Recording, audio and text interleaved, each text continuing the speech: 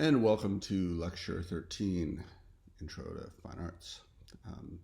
This material we're going to talk about today covers Chapter 7 in your textbook. And just to start off, let's kind of get straight a few periods and rough dates. The Dark Ages, or Early Middle Ages, or Early Christian period in Western Europe, where we're shifting our focus in this chapter, is around 500 to 1000. The Carolingian Renaissance that we'll discuss is from 768 to 814, and the Romanesque period from 1000 to 1150, roughly. All these dates still are kind of hard to pin down in an exact way. Perhaps that transition into the Gothic is a period that we can kind of pin down.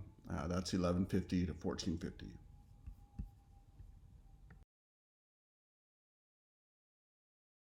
But as I said, this discussion today will focus on the early Middle Ages, Chapter 7 in the textbook.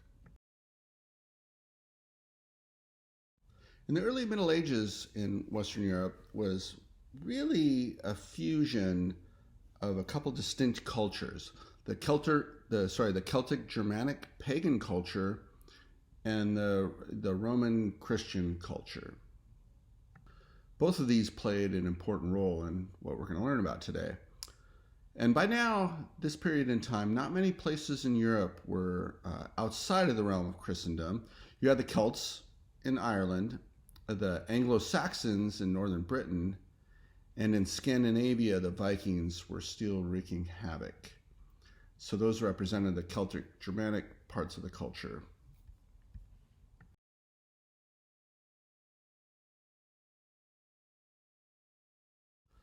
The artwork from this region was often termed animal style, that represented really ornate interlocking forms, as you can see on this Viking staff head. We also see personalized objects, like jewelry, buckles, clasps, very ornate. And most were found buried with important people. This is a purse cover from a ship burial at Sutton Hoo in England.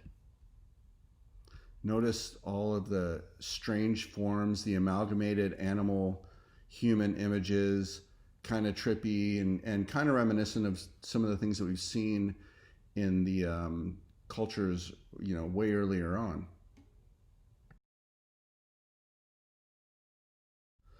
The illuminated manuscript tradition from this culture is possibly the most notable.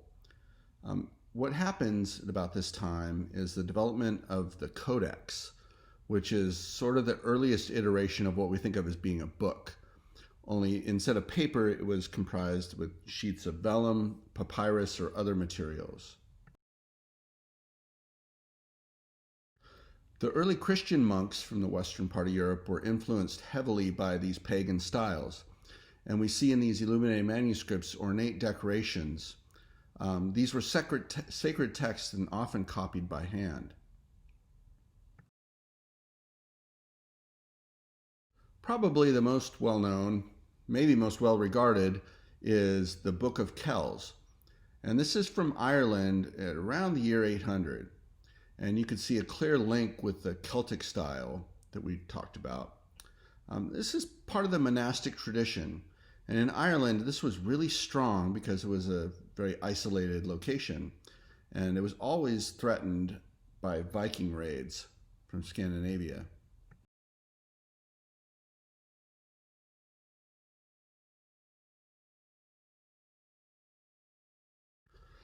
Here you can see that connection with the earlier Celtic style.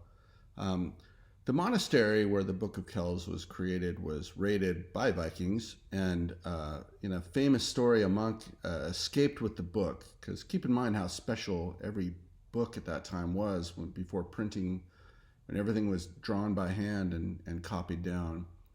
Somehow in this escape, the Book of Kells got tossed into a bog, and later on it was discovered and kept by possibly other monks.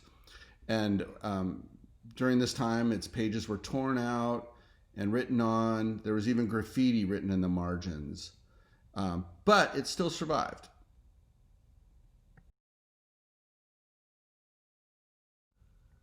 And here's how Europe was configured religiously during this period.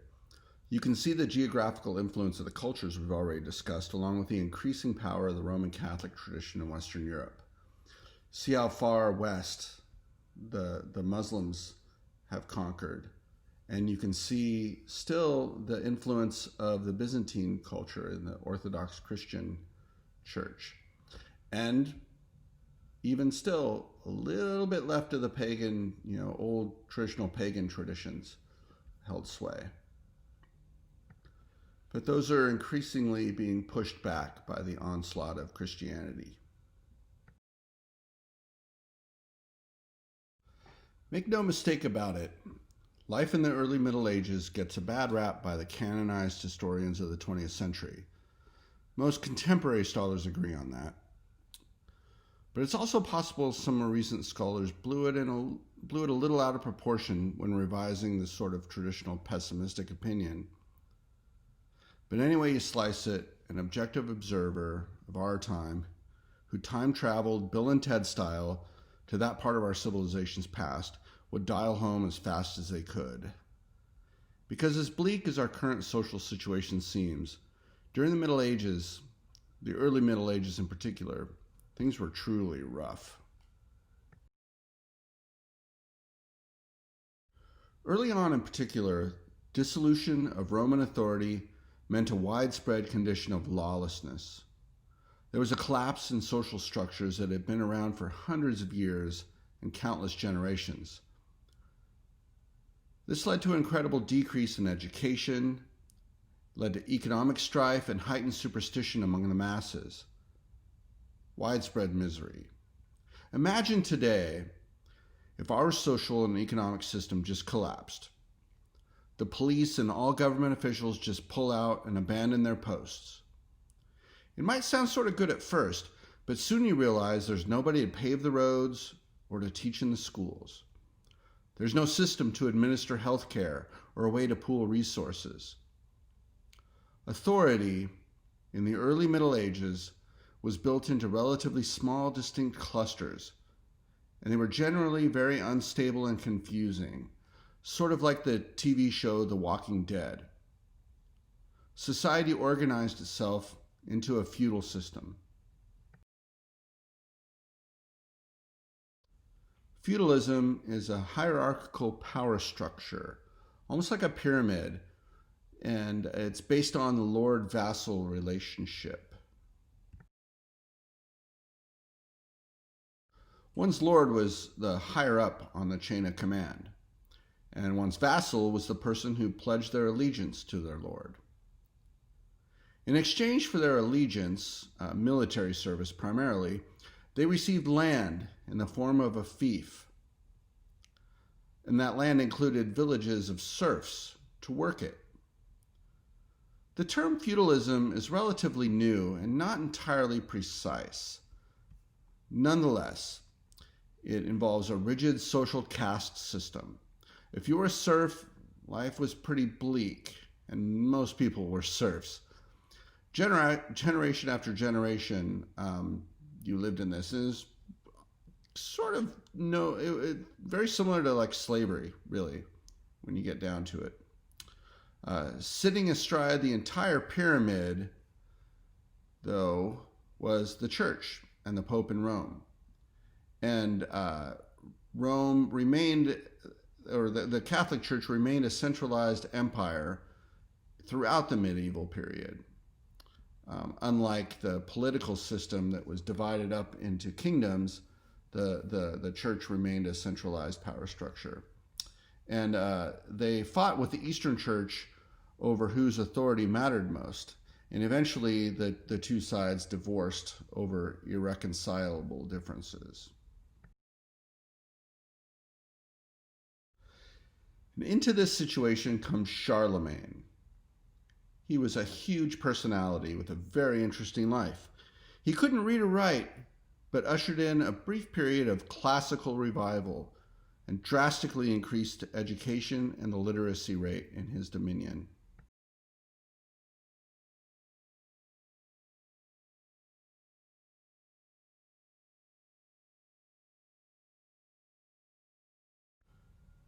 King of the Franks, sometimes referred to as the father of Europe, he was crowned Holy Roman Emperor, maybe against his will, come on, who are we kidding, by a troubled pope eager to disavow the Eastern Church's influence in the West on Christmas Day, year 800.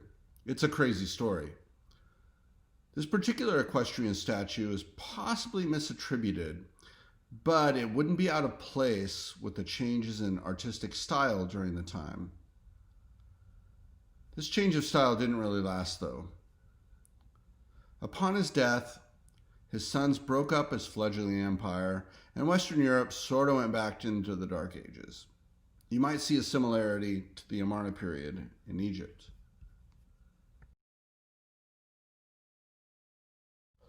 Another issue that really begins to take root in the early Middle Ages is monasticism.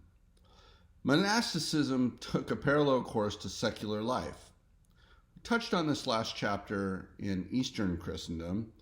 Monks were no longer lone desert hermits anymore. This cultural feature had an even bigger influence on the West than it did in the Byzantine culture. Monasteries were storehouses of power and knowledge. Medieval orders amassed huge grants of land and were often very wealthy. Despite that, individual monks led an ascetic life of poverty, chastity, and hard work.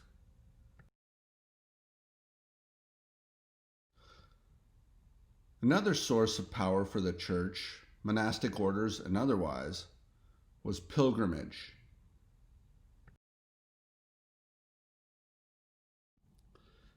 It became popular to seek out spiritual fulfillment by undergoing arduous journeys to visit sacred places, maybe for penitence for sins or as purification for the soul. Some people went in order that they might be healed, or even just out of a sense of religious duty. Churches housed relics, and these relics were usually like clothing or body parts of saints. Laypersons and clergy made long, dangerous journeys to view these sacred objects, such as the bones of Mary Magdalene or the tunic of Mary, etc., etc. This was intensely comforting and psychologically significant to medieval Christians.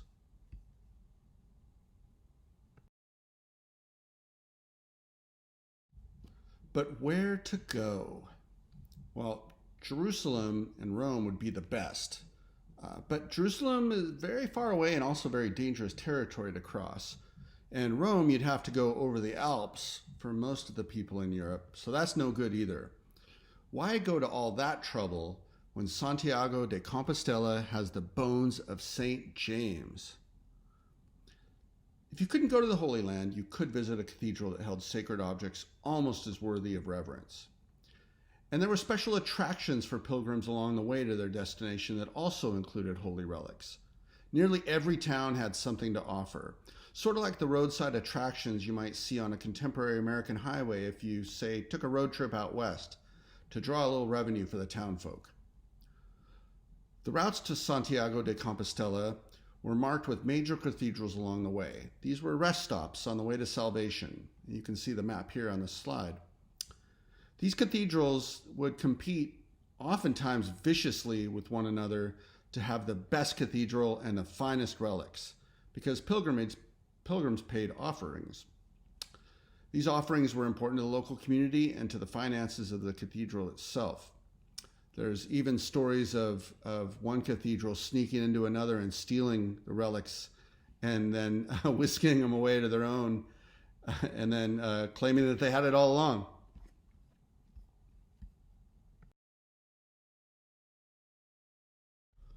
So, about these relics.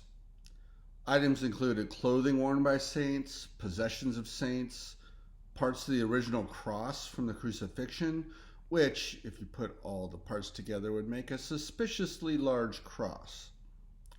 Though it might seem a little morbid to contemporary eyes, body parts of saints were a real draw.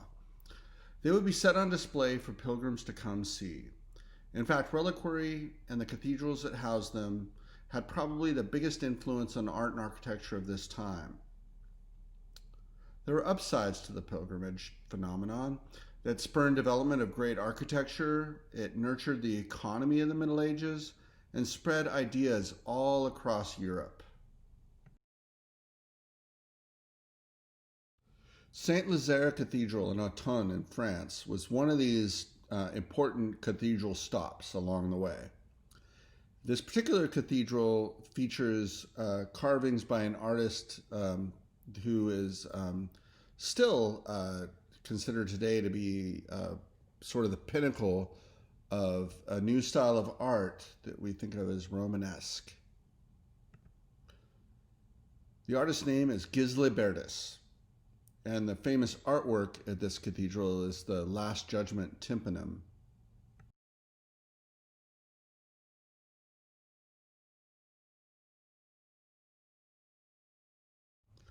This carving is the perfect expression of Middle Ages angst.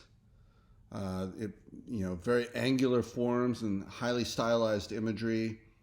And in terms of Christianity, what we see in the Romanesque period, the kind of the peak of the early Middle Ages, is sort of an emphasis on the stick rather than the carrot in terms of the Christian message.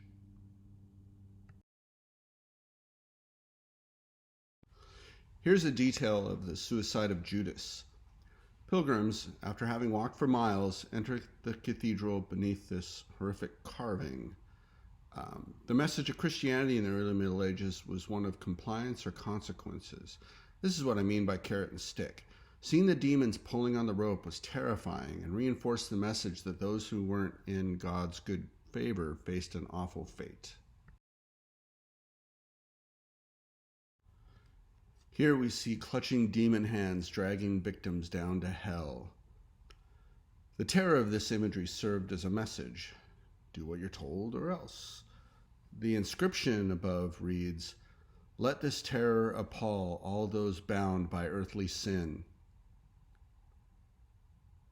But the intense, raw emotion of these carvings set Gisle Berdys apart from his contemporaries.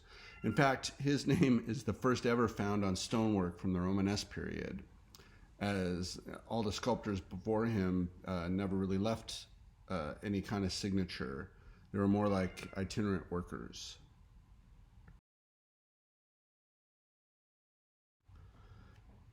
This is the overhead view of another cathedral, Saint Sernin, and another example of Romanesque style. By the later part of the 11th century, Europe had turned a bit of a corner. Pretty much the whole continent was Christianized by then. No more marauding barbarians at every turn, or at least not as many. And great cathedrals became centerpieces of villages. Based on the Roman architectural principle of the arch, they created huge interior spaces, following the basic design of the basilica plan that we spoke about in earlier chapters.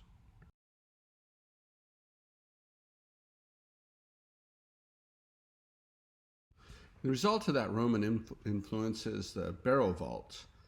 This replaced earlier thatched wood ceilings that often fell victim to fires. The new vaults allowed for really high, curving ceilings that provided amazing acoustics, which ushered in an outpouring of musical developments as well. Let's look at the Romanesque cathedral plan. Here you can identify the nave, or that kind of wide central approach to the altar. You can see the ambulatory, that curve on the right-hand side that allows churchgoers to walk around the semicircular apse that usually holds the relics. Imagine the traffic problem of pilgrimage in the Romanesque period. This plan allowed for an efficient flow of traffic so the multitude of pilgrims could pass through and see the requisite relics in a short amount of time, even without disrupting Mass. Ka-ching!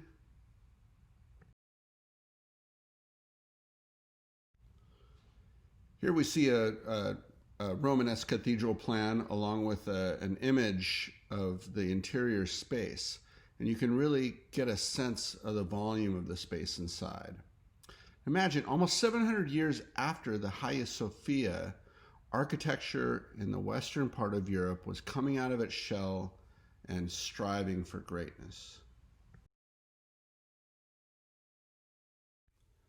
Gregorian chants were a type of plain chant, or a song involving only voice without instrumentation. Pope Gregory is where the label Gregorian comes from. He ordered the collection of these types of music in notation form in the early Middle Ages.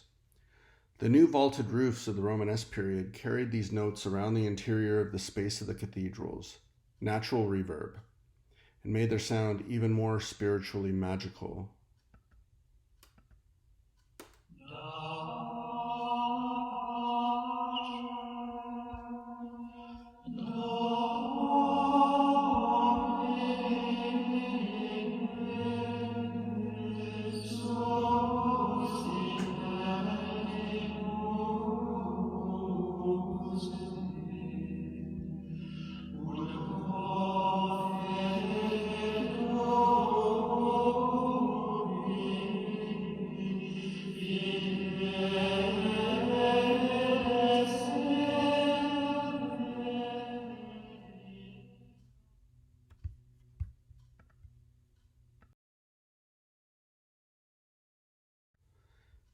And while we're on the subject of music, Hildegard von Bingen, one of the early Middle Ages' most compelling figures.